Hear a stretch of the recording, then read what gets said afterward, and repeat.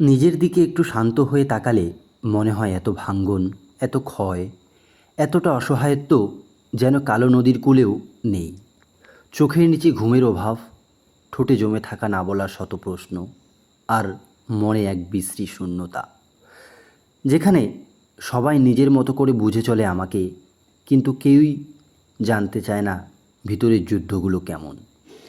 আমি হাসি মুখে দিন কাটাই, অথচ প্রতিদিন নিজের ভিতরে একটা যুদ্ধ জিততে হয়, যাতে কেউ না টের পায় আমি হেরে যাচ্ছি।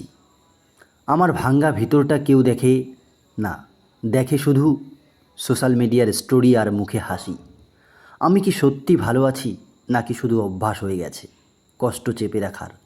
জানি না, শুধু শুধু জানি একটা সময় আসে যখন মানুষ নিজের আর কোনো দুঃখ কারো সাথে ভাগ করে নিতে চায় না, কারণ ক্লান্তি তখন এ কথা বলে না, শুধু কাঁদে।